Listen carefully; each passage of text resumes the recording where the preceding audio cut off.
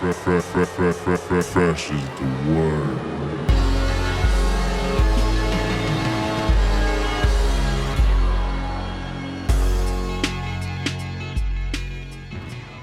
Welcome to the Fresh is the Word podcast. I'm your host, K Fresh.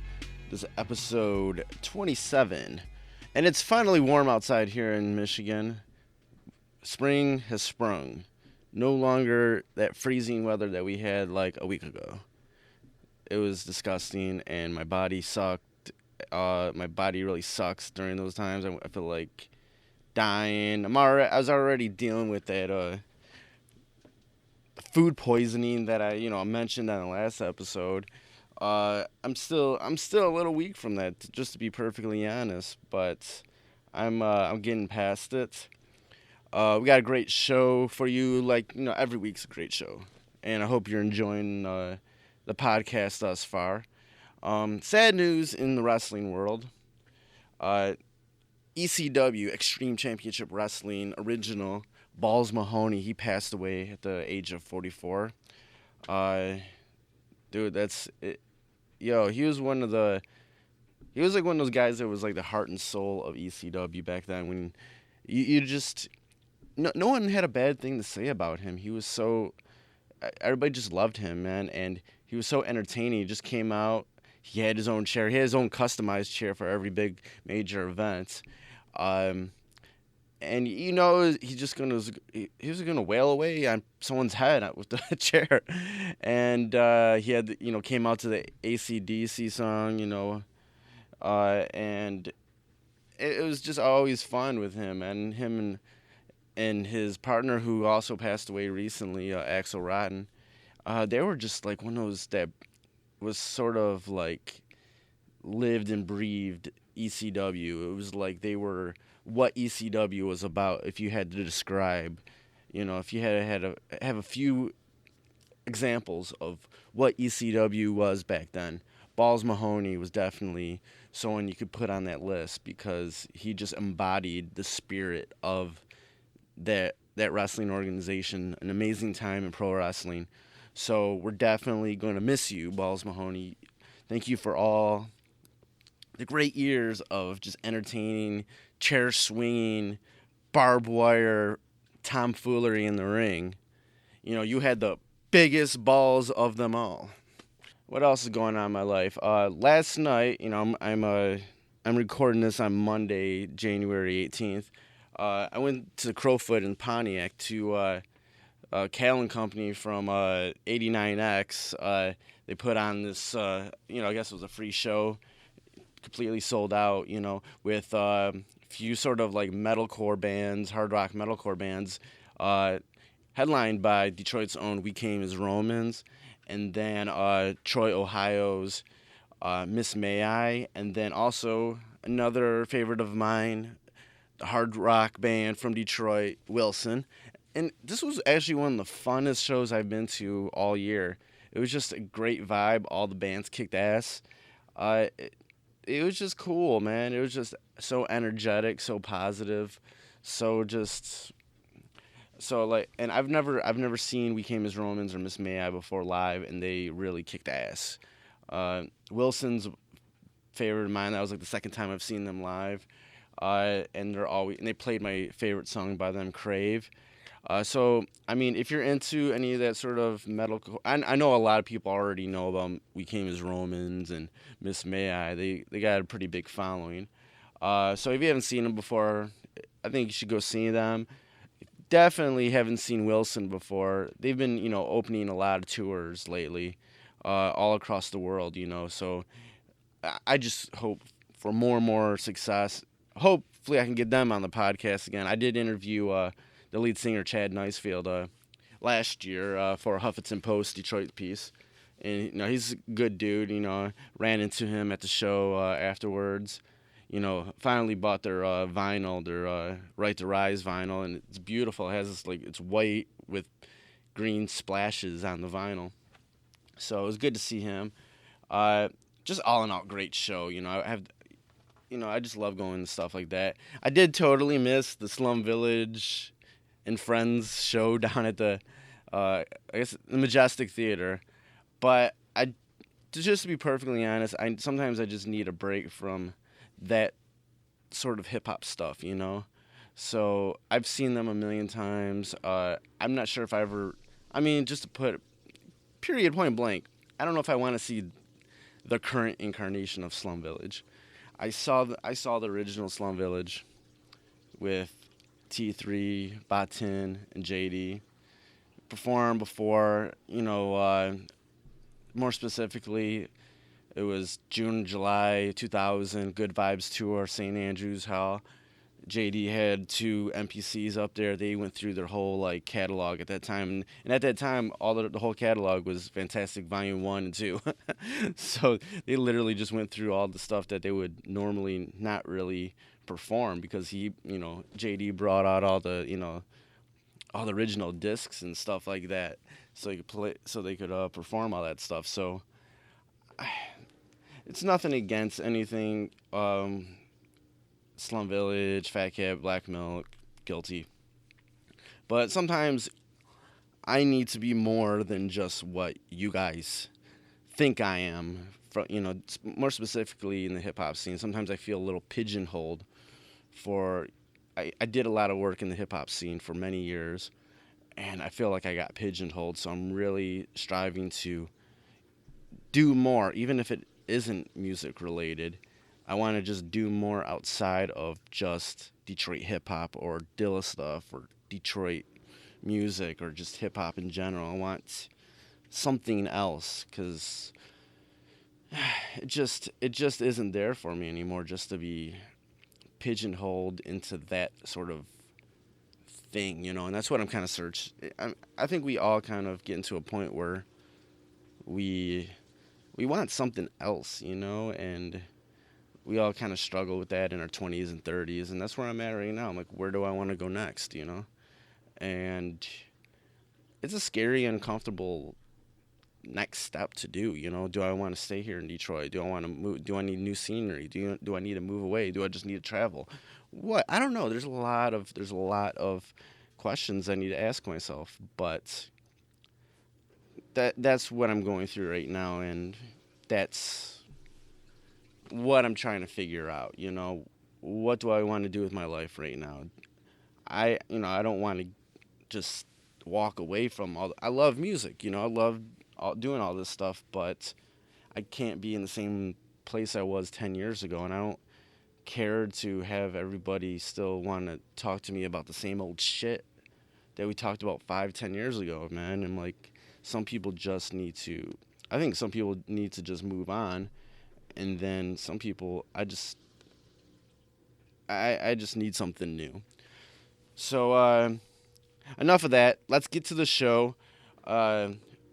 Great interview with a singer, songwriter, musician out of Seattle named Jessica Dobson. She's a part of a band that was kind of like her. At first, it was like her, solo moniker, Deep Sea Diver, but it's more of a all-encompassing, full-fledged band now. They have a really great album out right now called Secrets. Recently saw them live here in Detroit, and it was such a good show. Even though Jessica was a little under the weather at that time during the tour, I definitely recommend that you check out Deep Sea Diver. It's a really cool sort of vibey indie rock sort of, project, it's a little bit more, I guess, emotive than, I guess, your stereotypical, indie rock, and that's why I like it. So let's get to the interview with Jessica Dobson from Deep Sea Diver. What's up, Kelly? How are you? I'm great. How you doing? Doing great. Cool. Driving down to 5. Go. Nice. Yeah, tonight's the first date on the tour, right? Tonight is the second. We added a Reading date about a couple months ago. Oh, okay. And it's good. It's a little warm up into, the bigger cities. And yeah, so tonight is night 2. Great. Yeah, I talked with yesterday I interviewed Lizzie from your touring mates, Radiation City. Yeah. hmm How'd that go? Oh, it was great. It was good talking with her. They're good peeps. Yeah, they're great. That's awesome. Definitely. Yeah, thanks for taking the time out to do this interview with me. Of course. Yeah, I definitely am digging the new album. I really enjoy it. Thank you. I'm very glad that we succeeded with one person at least, with you. Great. So, like, in the past, you've been a part of, you were a part of the Shins for a little while, then played with, a few of other bands. How does it feel to have, like, your own thing now and be able to go out and perform it and put out these releases, like this new album? Yeah, it's very fulfilling. I mean, I think that, that role as a touring musician for other bands has its place and is so much fun. And, the pressure's off you because you're not the front person, but then, to come back to your own thing, your own baby, what you put the most time and energy into, and to give it, give it your all, and then be able to tour on it and promote it properly, that to me in the end is more fulfilling, but I very much did cherish my time touring with other bands. Great. And I read, back when you were 19, you got signed to Atlantic, but the albums that you made got shelved. Looking back, how do you feel about that time, recording all that music but never coming out? Yeah, I feel great about it. It is what it is, and I don't regret the decisions I made at that age because I didn't know any better. So I learned a lot about the music industry, which is, fluctuates, can be ugly, can be fun. You learn to make decisions for yourself and to surround yourself with the right people. So the lessons I learned were invaluable, that's for sure. But now that we have our own record label, I feel very equipped. And I'm still learning, that's for sure. But, it's valuable. Yeah, after all that, you did start recording under the, Deep Sea Diver moniker. What ultimately led to those initial steps to, just kind of do your own thing under that name? Yeah, so at the time, I'd kind of constantly been searching for people to be in a band with, that, I would write songs with, and I kind of itched for the collaborative experience, but couldn't quite get that arranged. And so I was like, well, until then, I'm just going to go under the moniker Deep Sea Diver. And so that's how that, because I had already been playing as a solo artist, but I wanted to call it something with hopes for the future that it would become more of a band effort. So I do best in collaborative experience.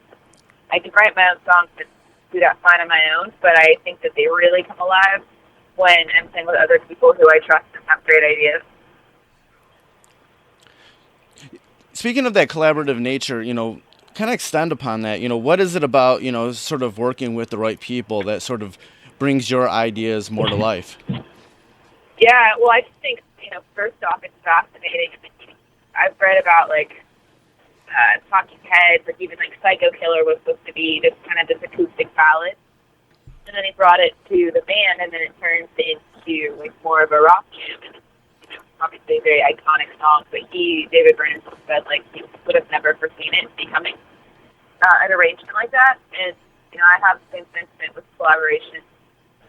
So many of the songs that I've written speak 100% different if I just have other people who I trust around me. And I feed off the energy, too, in a room if something's going well, because it's kind of hard to stop me from wanting to be great. And I don't like being isolated, and oftentimes, so artists, when I was doing that, you get way too out of your head and second-guess everything you do. And I still do that even in a band, but I have people around me who say, no, keep going, this is good, and don't ditch it quite yet. So, I think if I didn't have that, I would probably ditch 99% of my songs, because it's hard to have that affirmation around you, people you trust.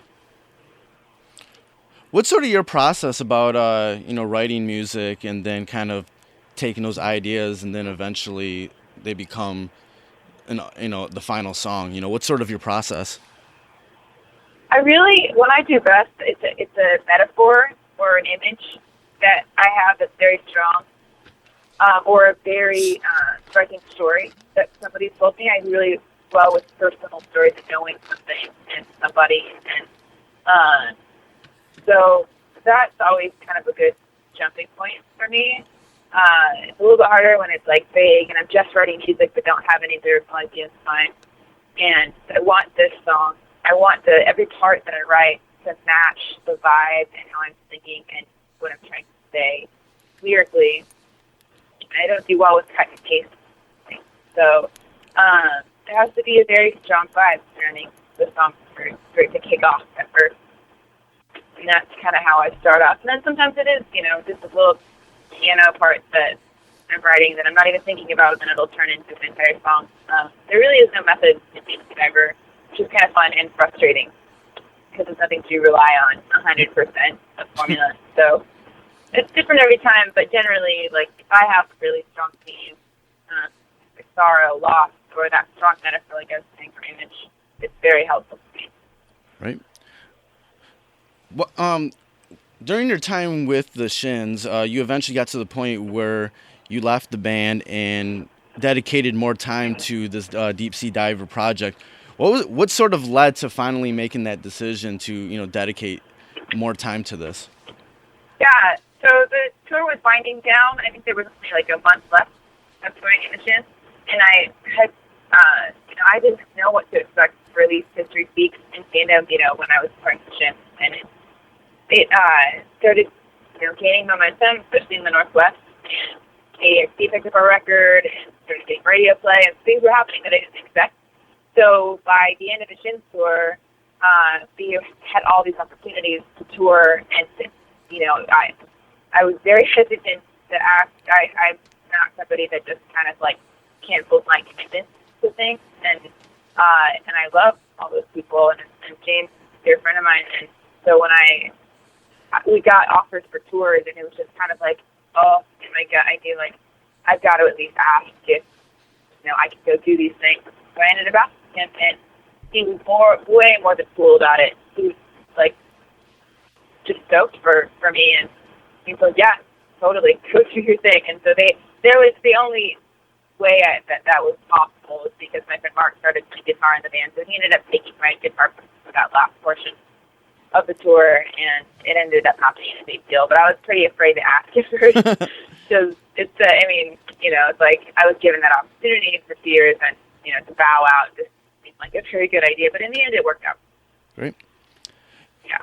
Yeah, going into recording the new album, Secrets. What was sort of your mood going into it? What were you looking to accomplish?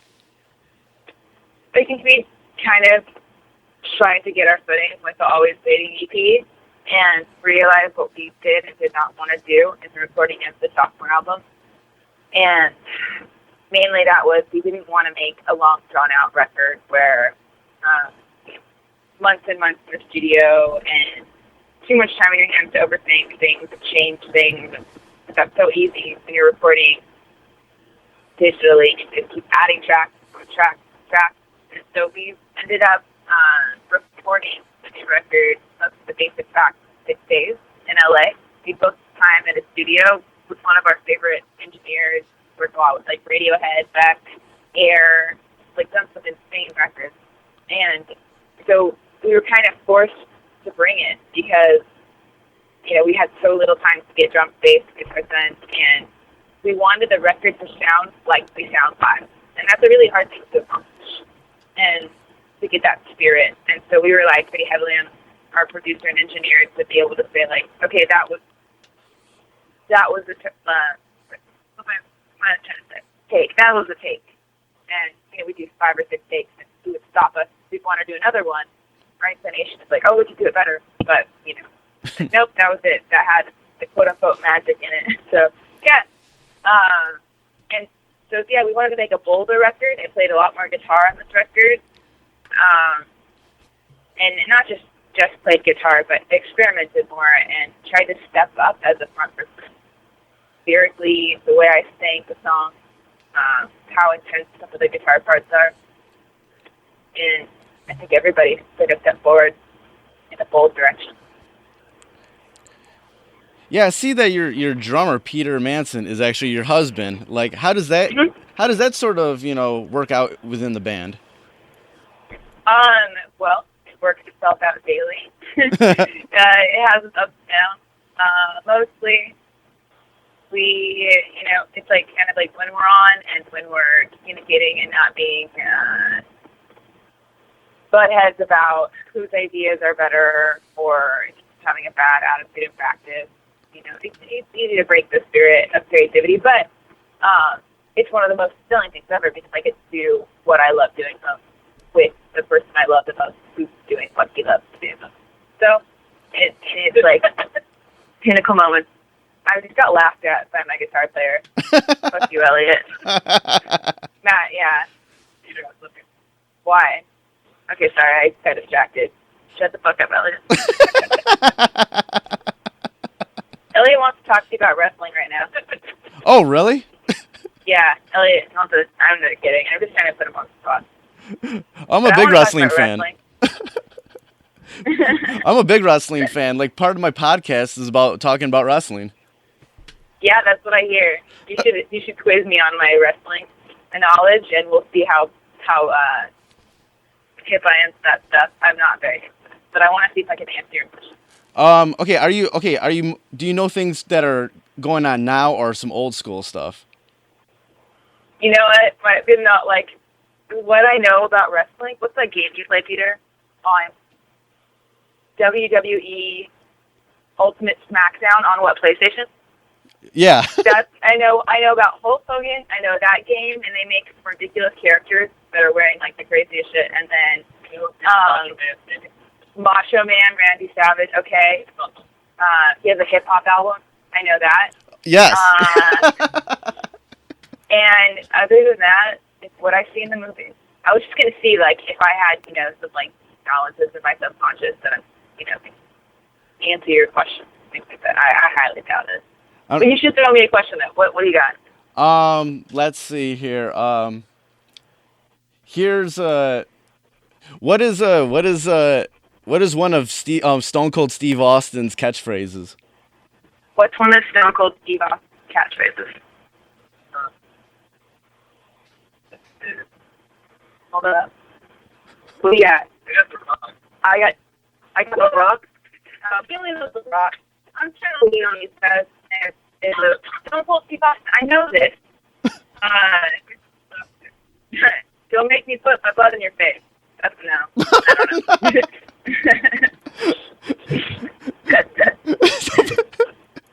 know. Next question. Well, just to answer that. I don't know anything, Kelly. I was trying to make myself. Well, his main one is like, that's the bottom line because Stone Cold said so. That's the bottom line. Okay. Yeah. Or Austin 316 means I just whipped your ass. That's what it does?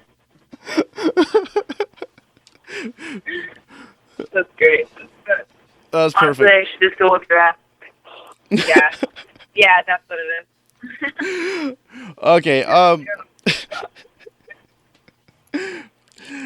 okay, for this new album, what are some of the themes you are trying to talk about on this album? Well, some of it is addressing because of what's affected me and my creativity a lot and others around me, which is kind of that isolated feeling of the direction that technology has moved the last 10 years. It can be thrilling and very disheartening because, even I was just thinking about before you called me, like, you don't talk to as many people on the phone anymore. And really, the only time I'm on the phone is for interviews or if my parents call, if I haven't talked to a friend who doesn't live in town for a long time. And I hate texting people. Yeah. That's kind of a necessary evil because that's the way things work. Emails, when people use emails to communicate very personal things, I don't prefer it. And I like talking to people. That's what I thrive in, and I think face-to-face. And I don't like to waste my time on text messages that are just kind of bullshit and time wasting. So, right. Like, I don't care about someone taking a picture of their coffee and sending it to me. I'm not going to comment on it. Right. But, anyways, sorry, I go on little tirades about technology. I'm not above it. And so I kind of just tried to address it. And I know a lot of musicians are addressing that, like how that feels to feel disconnected from the world and with your friends and family and people.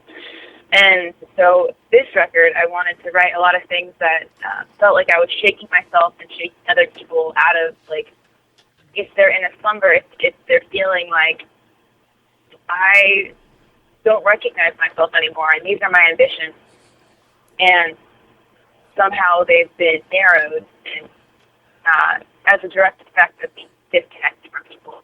So I want to shake myself out of that slumber. I don't want to be somebody who's, you know, constantly curled up and looking at a phone or choosing to do business things over creative things. Like, I want to put beauty into this world, and I want that for other people.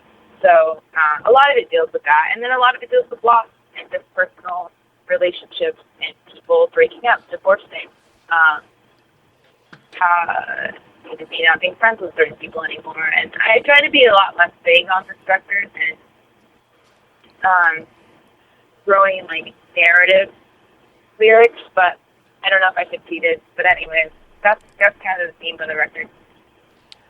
Yeah, definitely. Because what you just said is kind of like one of the reasons why I started doing this podcast was I was trying to sort of reconnect with people that I know, people kind of connect in a more direct way with people that I just met or just sort of got connected with their music or whatnot. Because I was not doing that for such a long time that I felt very disconnected. Like, I remember recently, like, and I'm saying probably about 5 months ago, I found like my best friend from 7th grade. I found his dad on Facebook, and I asked him about him, and he gave me his number, but I still haven't called him because I hate calling people like on the phone. But if he would have given me my email, I would have emailed him like right on the spot. Right. So. And you feel like you can kind of, like that's just been an effect of over the last like few years, or have you always had the burst for phone calls? I think I've always kind of been that way. I was never a phone talking person, and I was like the worst when you're like dating a girl and they're just always like, they used to always like call me and just be on there talking forever. But then yeah. What kind of like what you said, like it like recently it switched to the text messaging. Like the past few girls that I was kind of dating, they would text me like crazy. Oh, I think we fell.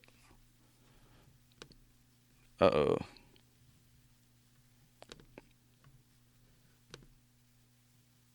Hey, it's Jessica. Please leave me a message. Uh-oh.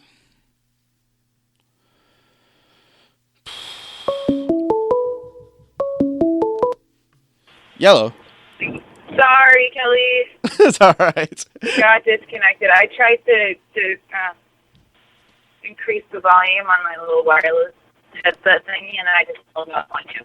That's all right. I'm really sorry. You were saying that text message is now the new thing. Yeah, it was like when I was sort of like the past like recent girls I was kind of kicking it with, it turned to the text message thing where they were just always like texting me incessantly, and I'm like, and I've definitely seen that sort of shift in other people too, you know, where it's like we're using the technology much more like that and kind of not connecting on a certain level, you know. I've always been kind of a shy person to begin with, you know, and certain things have gotten me out of my shell, and even more so with this podcast that I've been doing, it's helped me in other ways recently. So I'm trying to get back into a way where you're like actually sort of connecting with people on a human level more. Yeah, that's awesome. So, with this end product for this new album, how do you feel that it's different than anything you've done in the past? I think oh man, I just like, I kind of like before in a previous question where everything just seems more bold and it's more collaborative than the last effort. And even in the artwork and how we presented things this time around, because we had the time to be able to get everything right. Whereas the first release, I was on tour with the Shin, so it was a little bit more hodgepodge. So like, I'm really proud. Like I feel like everything's so cohesive to it that the other releases didn't quite have that. And between the video cues that we did and the music videos and the cover, I love the cover, and that's weird to say because it's myself on the cover, but I don't think it's your typical, Britney Spears staring into the camera kind of cover. It's artsy and it's kind of French New Wave, and it's cool, and I really like it. Yeah, I like the cover of the album. Yeah, it's a statement, like very, very bold, and our friend Mac did all the art direction for it to catch on. I keep saying we're bold, and that's really what it is. The other, releases are really proud of them, and it's stepped in a new direction. And I think it still totally complements last year. But yeah. Okay, yeah, let's kind of go back a little bit. Where did you grow up? I grew up in Southern California, and it's really nice to be driving in California right now. And I was just telling everybody in the band how much I miss it, and because it's so different than the Northwest. It's landscape, horticulture, and the culture itself. And I love California. What sort of a kid were you growing up? What's that? What sort of a kid were you growing up? What sort of a kid was I? Kind of like, if you put me in a schoolroom, I was the kid who was friends with the class clown, but didn't get in trouble like the class clown because he didn't also like me. And I would fly about things and a little punk, but not so much that I would, get suspended or get in a lot of trouble because I'm way too much of a people pleaser, so I wouldn't push buttons too much. But I don't know. I was friends with everybody. I was kind of a tomboy, played a lot of sports. I've always been into music, and yeah, just was very independent, and always wanted to teach myself everything that I picked up. Right. When was the first time you had sort of an itch to do music, to make music or just play music? Since I was a baby, honestly. I mean, my mom has stories of me making up my own harmonies, songs on the radio at age 2 and 3. Nice. She was in shock about it and didn't understand where it was coming from. And then when I picked up piano, weeks into it, I started writing songs that were obviously very simple. But then I started, I progressed writing little waltzes and whatever I was learning at the time, I just made my own version of it. And that's kind of how I've always written. Whatever I'm influenced by, you put it through your own filter and try to come up with something that's you and creative, but also markets your influences. Right. What was some of the, first music that you ever listened to as a kid? The Beatles. My mom had them on nonstop, and Simon and Garfunkel. A lot of Police, early Police records. Yeah. A little bit of Led Zeppelin. A lot of just classic rock and 60s rock and pop.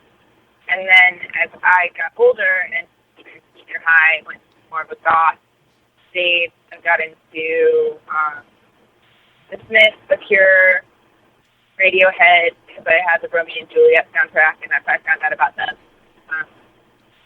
And it just continues to expand and expand with, I feel like I don't spend nearly as much time in record stores as I used to, especially from ages 16 to 20, 21. I would always be in Amoeba Records, which is a great record shop in LA. Yeah. Soaking stuff up and I was the person that would ask the people who worked there, what are you listening to? And I would ask every of my friends what they listened to. And now it's different because everything's on your phone and on Spotify, and so you find out about things on playlists or whatever, Pitchfork or whatever it is. But I kind of miss that culture of having to go somewhere to get. Oh, And then definitely. finding out about something totally different because you went to the record store. Yeah, definitely. I definitely feel like there's a difference in the type of stuff that you find in a record store than what you find online.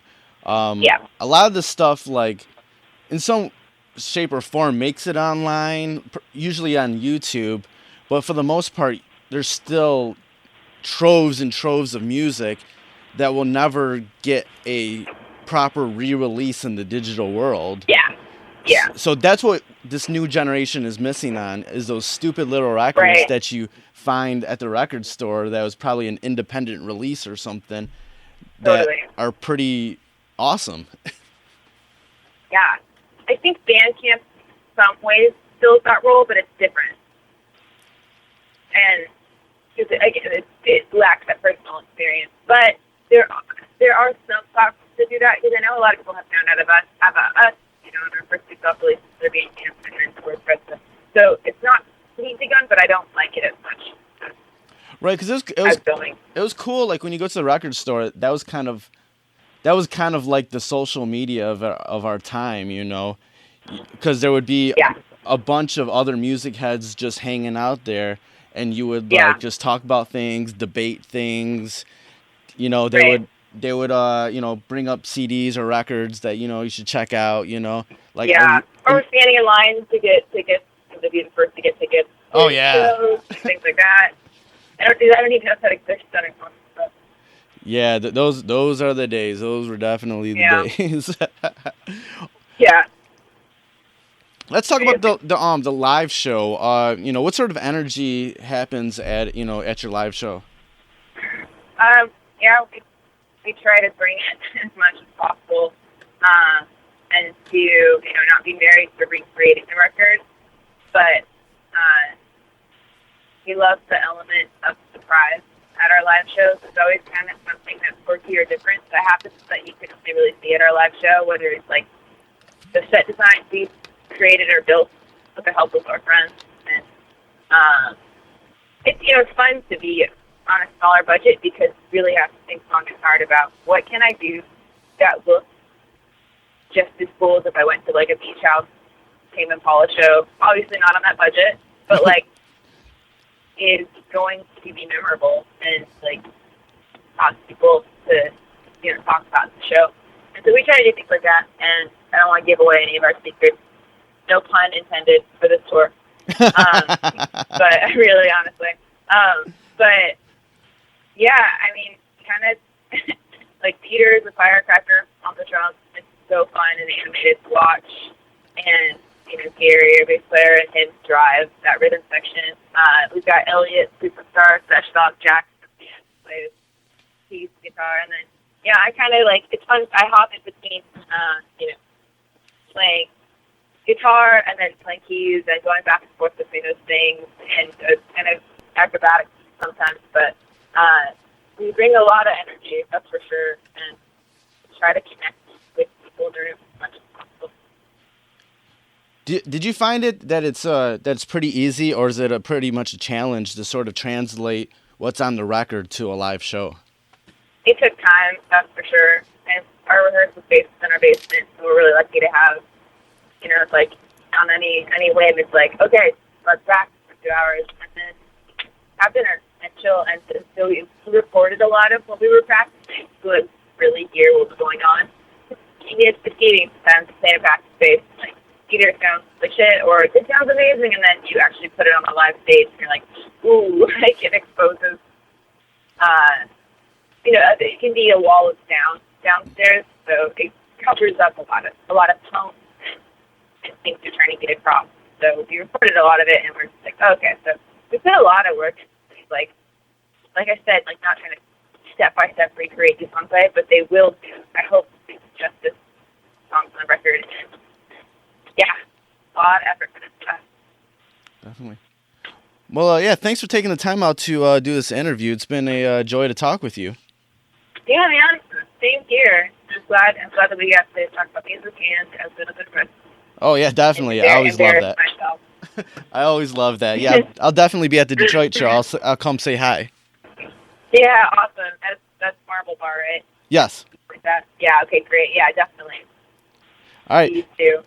Okay, you have All right, Kelly. have a good time on the tour. too. Good luck. Be safe. Thanks a lot, man. Take care. All right, later. Bye now. So that was the interview with Jessica Dobson, deep sea diver. I'll go ahead and pick up that new album from her and her band, Secrets. It's out now. Really good. If you'd like to support the Fresh is the Word podcast, you can go to our website, which is freshisthepodcast.com. And there's a link at the top that says support the podcast. And on that page, there is a PayPal link that you can donate to. Or there is a Amazon link on there that you can use anytime that you want to purchase anything on Amazon. Use that link, and after you make your purchases, Amazon will shoot some commission back to me. I'll just go to help the show. Also, I definitely appreciate all the listens, and if you definitely want to share the links to the website, freshisthepodcast.com, or any of the links on SoundCloud, that's definitely appreciated and will definitely help support the podcast. You can also reach Fresh is the Word on the social medias at Instagram and Twitter at Fresh is the Word 1. That's Fresh is the Word number 1. And on Facebook, you can go to facebook.com/Fresh is the Podcast and give us a like on that page. We're also on iTunes and Stitcher Radio, so go ahead and search Fresh is the Word on there and go ahead and subscribe to us. And it also would be very helpful if you go onto iTunes and give us a 5-star rating and throw some comments on there. Thanks for listening. See you soon. Fresh is the word.